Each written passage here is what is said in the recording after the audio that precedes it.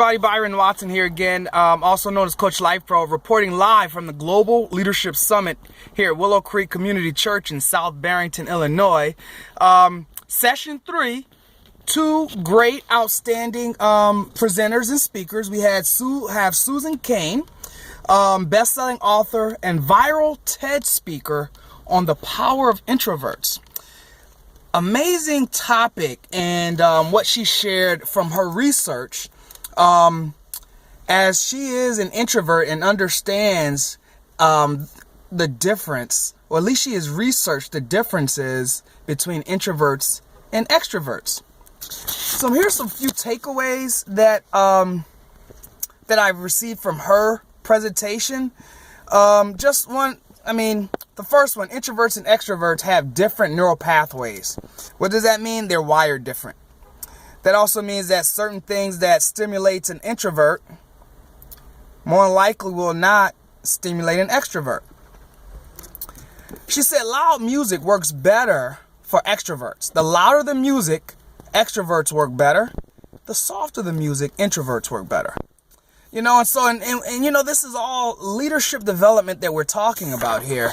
And she was mentioning a few different things that is so great today, and just really talking about the leaders of the organization needs to understand that one size does not fit all.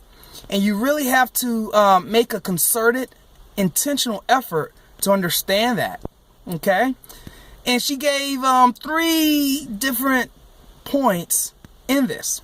She said, stop the group work. Okay? Stop the group work. It is not effective. Let the people, when you're having a meeting, let the people stop the meeting throughout the course of the meeting so people can think on paper without hearing from the person that talks the most in the room.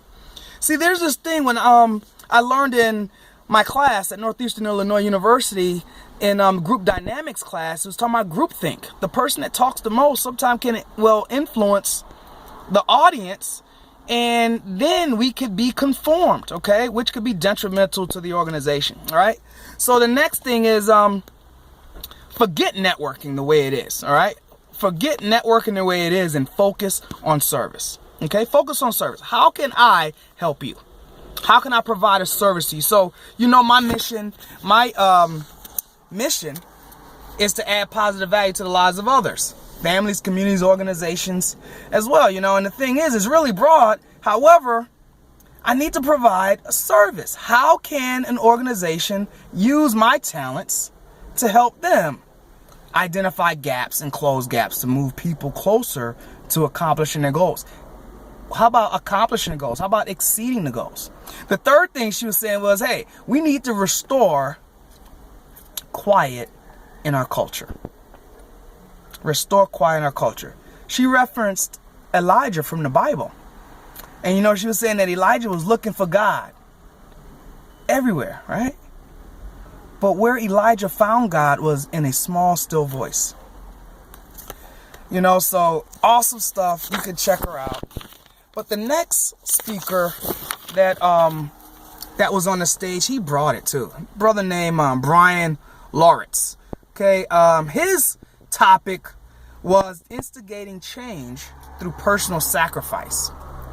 And I tell you, he mentioned, he referenced a person way back from English Parliament, William Wilberforce. And his message was just so awesome that I just wrote down the scripture that he was talking from, Matthew 25, 31st verse to the 46th verse. And it was just really awesome, you know, and just challenging people. Our leadership has to be more than what will perish.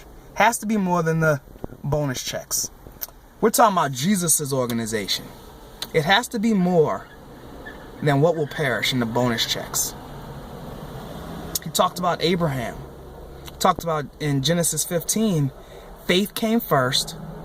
And then in chapter 17, after God changed Abram's name to Abraham, he circumcised himself. It all comes down to leadership It all comes down to fruit. Faith without works is dead, right? By grace, we're going to enter into heaven just by accepting Jesus in our heart. But really, it's about the fruit.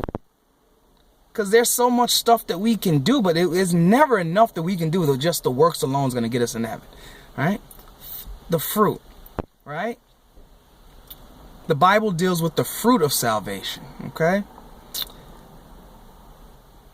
God's welfare is much different than America's today.